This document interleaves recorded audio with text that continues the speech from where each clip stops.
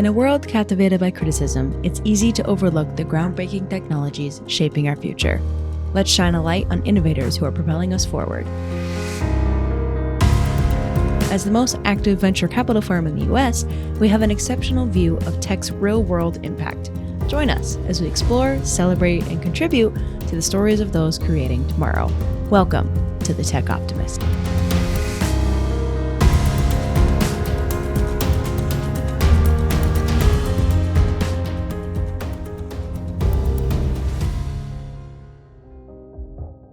As a reminder, the Tech Optimist podcast is for the informational purposes only. It is not personalized advice, and it is not an offer to buy or sell securities. For additional important details, please see the text description accompanying this episode. Perfect. Welcome to the Tech Optimist podcast. This is our segment on the three breakthroughs in science, technology, where we try to narrow in on three breakthroughs that will have an impact on the world around us. How you doing, Mike? Good. So I'm the founder and CEO of Alumni Ventures. We're a venture capital firm that's now been around about a decade, one of the most active venture capital firms in the world. We exclusively co-invest, but we co-invest alongside kind of brand name leading venture capital firms. So we try to be a co-investor of choice, if you will. So every year we do 200 to 300 investments. So we see a lot of stuff. And I'm joined by somebody who's just getting started in the business, Drew Wandzilak. One of the minions on the factory floor. There you go. But a well-loved minion. But okay, so Drew, three things. Yep. I think I'm going first this week, right? You are first.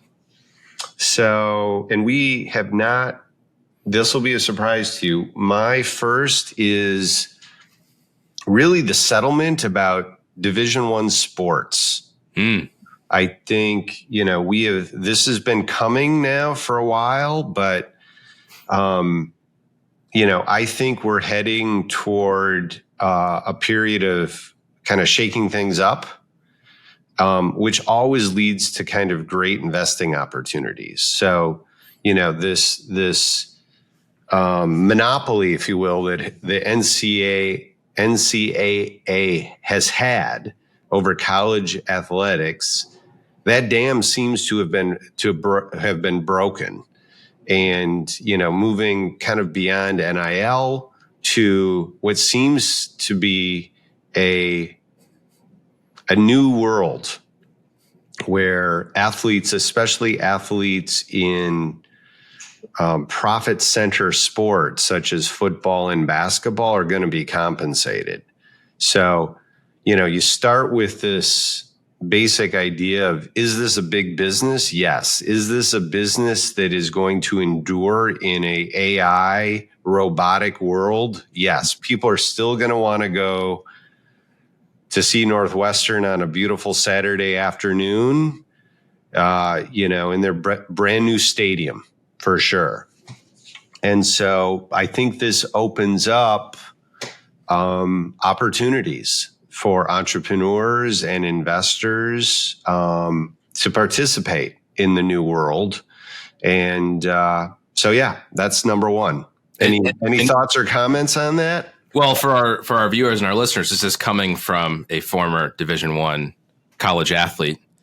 I don't know if we have marginal Division I college athlete, but I did get to cover Michael Jordan. Thank you for bringing that up, Drew, who, dropped 48 on this guy. So yes, I still love sports, and we might have to get the VCR out of the basement so we can run that. I think run that as B-roll. B-roll of my blocking Michael Jordan clearly needs to be B-roll. And if you look closely at the B-roll, you'll see, though a foul was called, it was all ball, and was recognized by MJ with a slight tap on my backside indicating, yeah, you got me. So that will definitely have to be inserted into the Tech Optimist. Yes. Well, B-roll. Really quick, pardon the interruption. It's Sam, but I found it. I found the game that Mike is talking about here with Drew. So I did some digging and I found out that Mike was on the Dartmouth Big Green men's NCAA basketball team in 1983. So that happened to be the same year that Michael Jordan was on the North Carolina Tar Heels basketball team.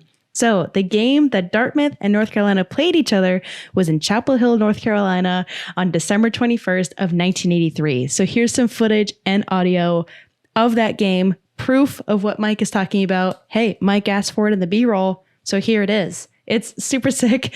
If you want to actually see the footage that you're hearing, you can also watch this podcast on Alumni Ventures' YouTube channel as well. So you'll see the footage and the audio. But if you're just on all of our podcast platforms, enjoy this audio from that game. I thought it was super cool and had to add it into the episode. Enjoy.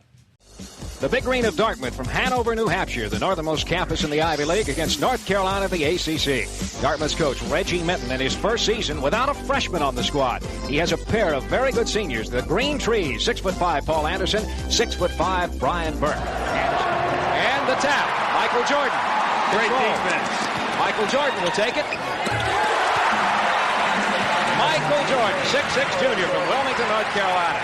6 points in the game for Jordan. Carolina leads 12-5. Great move by Brad Daugherty to keep the ball up above his head, turn to the basket, and shoot it without ever bringing it down in a position where a defender could get his hands on it. Brad Daugherty has 10 of North Carolina's 62 points.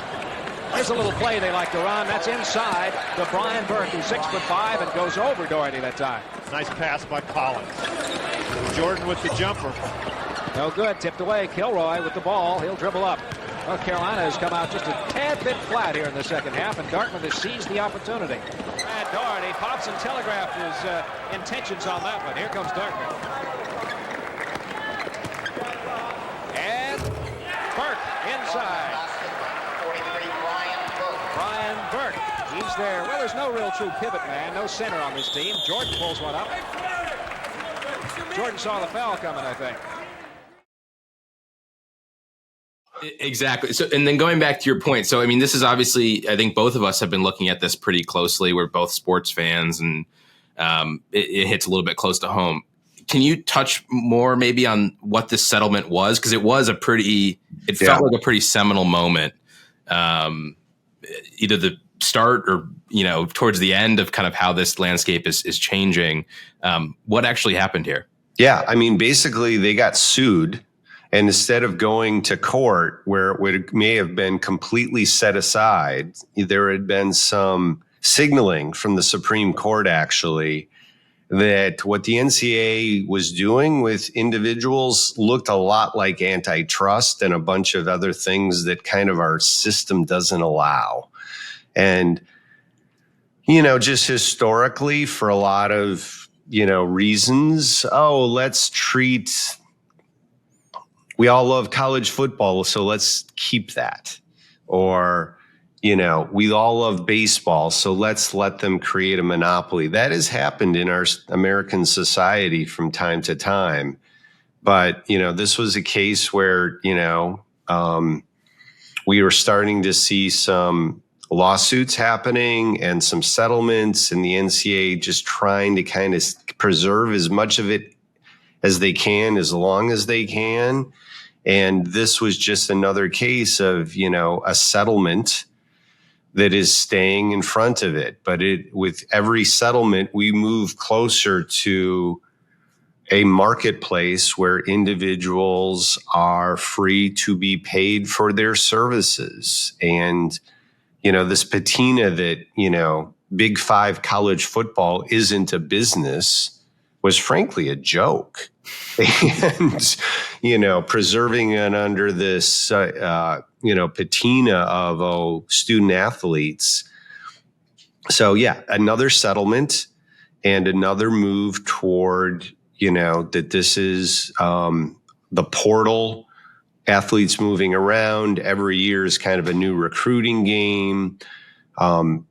More and more direct payment for athletes directly to play at a college or university.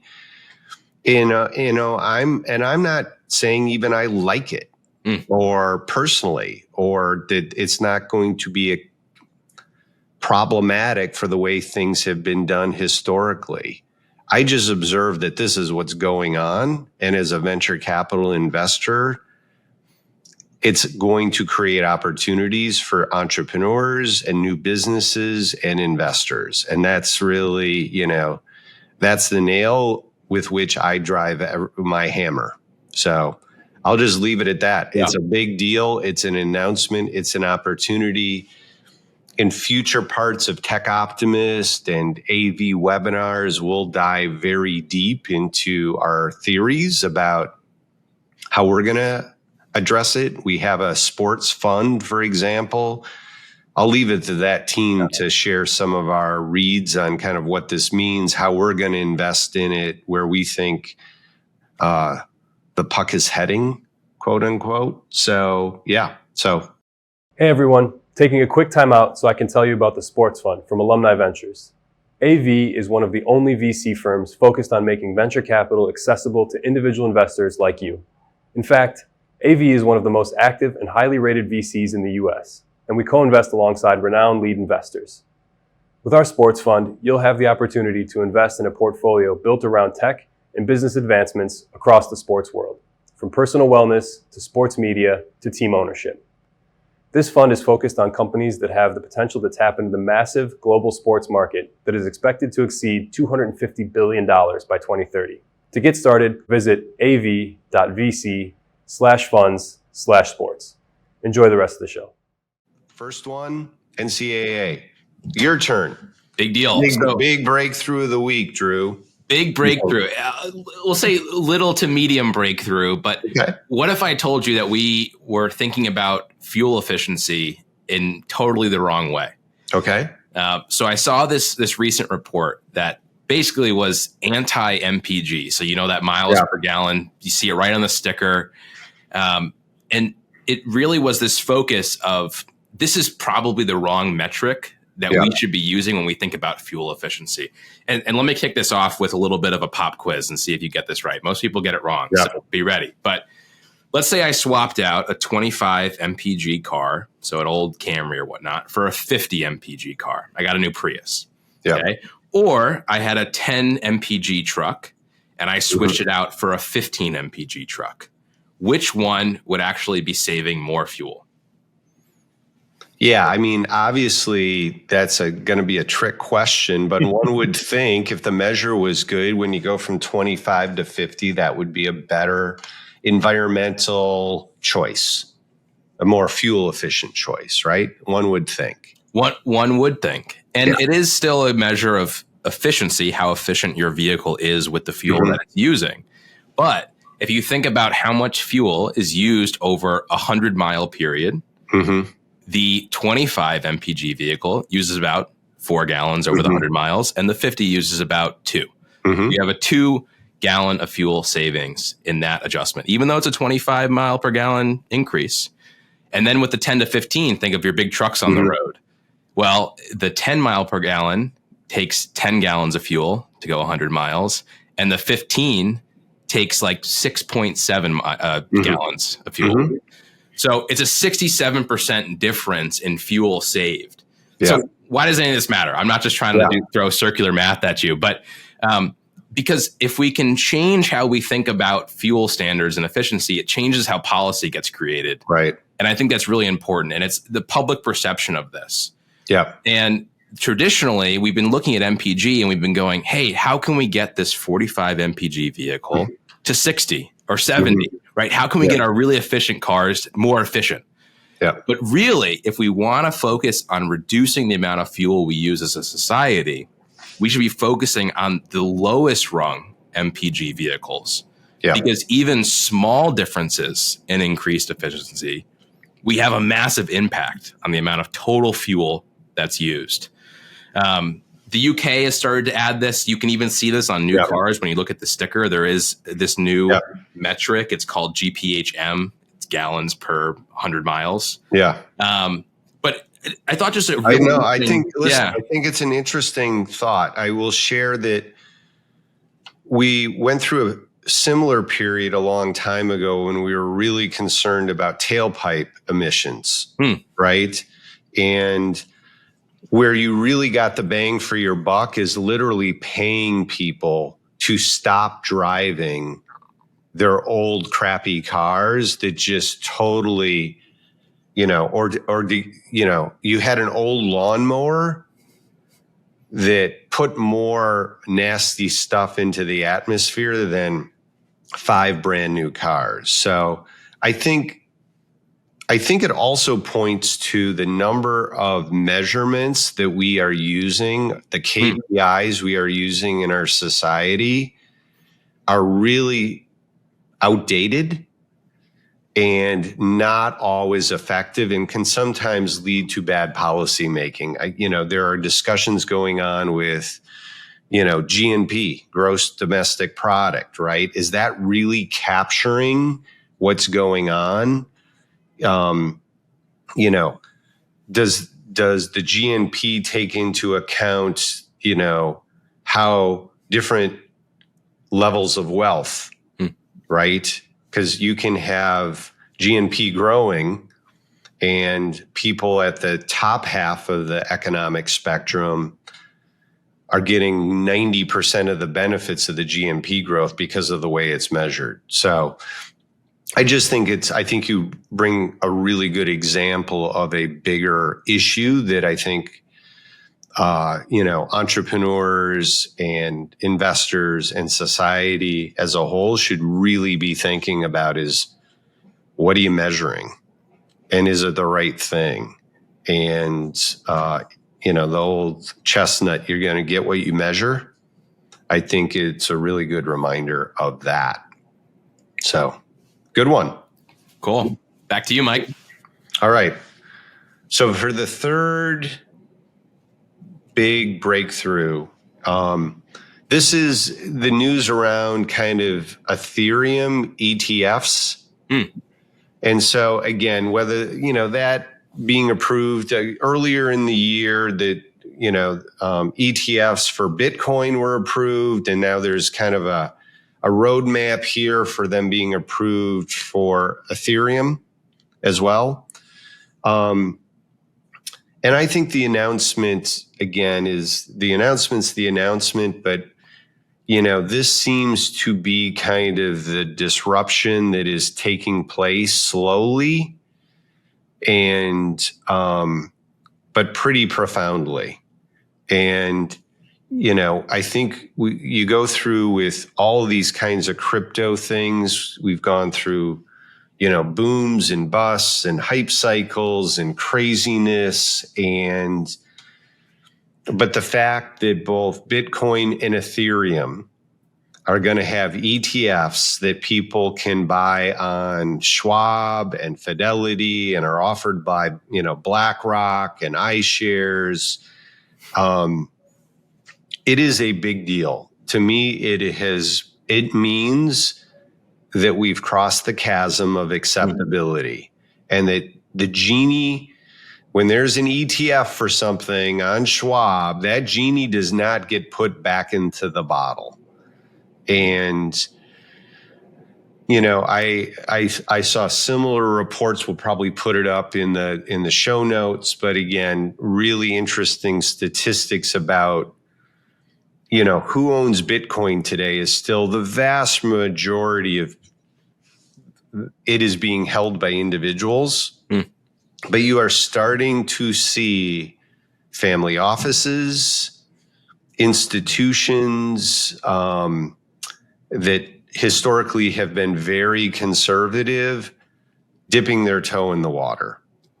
And, for an asset like Bitcoin in particular, which I would argue is just a, digital gold, a repository of value,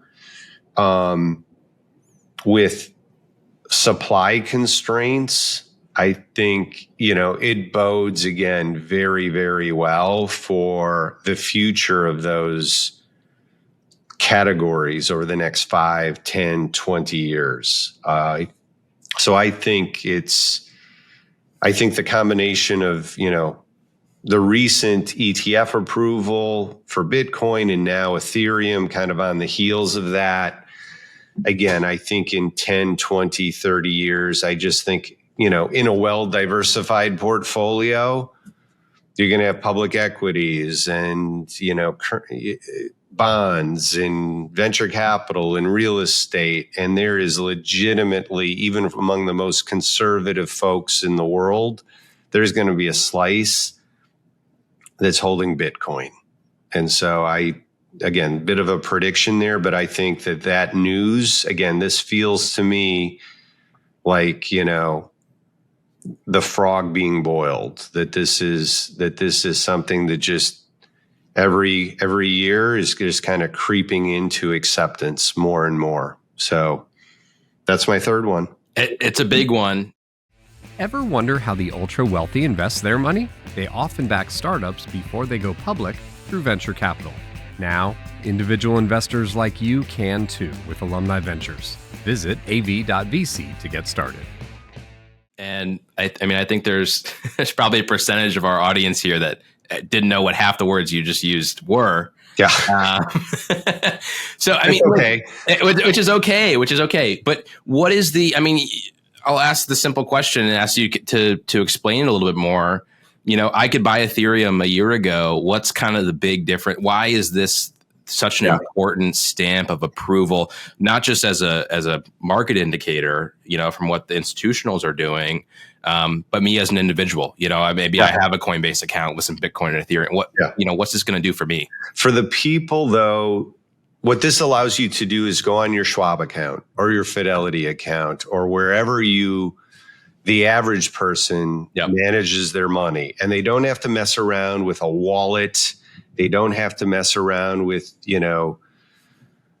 this is a scary thing like FTX or, Coinbase has been around a while, pretty well established now, but it feels like, I manage all of my stuff through Fidelity.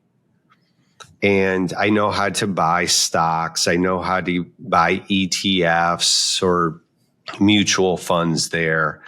And so this allows you to buy an ETF of Bitcoin with just the symbols that you would buy, the S&P 500 index through, through an ETF like SPY or something like that. So it just makes it much more accessible, much more, it feels like it's a much more legitimate thing because Fidelity's going and buying the Bitcoin and managing it and things like that.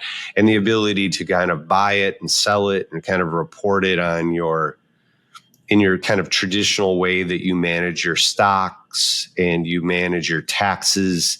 It's just another ETF you can buy now, like you could for, uranium, or you could buy it for the Standard & Poor's 500.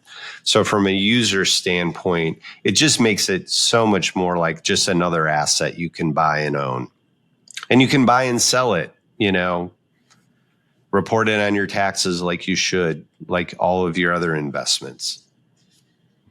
Great. Fantastic. And Ethereum, while Bitcoin is kind of the original, grandparent of this whole class, Ethereum is kind of one of probably the second most popular crypto product because it allows you to do things with it, like smart contracts and things like that. It was really designed to be kind of a part of the infrastructure of the crypto ecosystem that allows you to do more useful things with it. While Bitcoin itself is just a thing in and of itself. So again, think of it as just, the ability to buy a fixed controlled asset like you would, I want to buy gold as an inflation hedge. You can buy Bitcoin, but it's just that. It's that thing. Where Ethereum is really more of a platform infrastructure technology that allows people to do things on top of it and the tech stack. Yep. So it gets the benefit of distributed ledger and all that fancy stuff that goes on, but you can use it to solve a very practical human problem. So it has become kind of the number 2 most popular crypto asset. Yeah, it's you use the comparison well. I mean, I think it's like Bitcoin is the gold. It's purely this kind of store of value, and Ethereum is this development infrastructure environment. Yeah, and the coin, the token itself, is kind of what you use to facilitate transactions and movement, within that environment. Similar to if JavaScript or HTML or maybe even AWS is the other side of the analog came out with their own currency. Yeah. Cool. Excellent. This is our 3 breakthroughs. Now, I don't know when this is going to air, but we are on the verge of the NBA finals. And so I hope maybe this airs either during or after, and we can see if we were right or wrong. But Mike, who is your NBA finals winner this year? I think it's an interesting matchup, but I have to go with the Celtics. And I know you're a Celtics fan, and I'm not. But, I do think that they have really, from the beginning of the season, played the best, most consistent basketball. Now, that doesn't mean they're going to win it. But I think if you're forcing me to pick a winner, I'm taking the Celtics. How about you? Oh, I'm taking the Celtics. Yeah, that's just a biased pick, though. That's not an analytical pick. We are already assuming a Celtics-Mavs matchup, so hopefully we are not wrong. Yeah, so we are assuming the Mavs. And what I really like is I like the backstory here with Kyrie and talking trash, and I hope it's Dallas and Boston, because I think that would be a fun one to watch.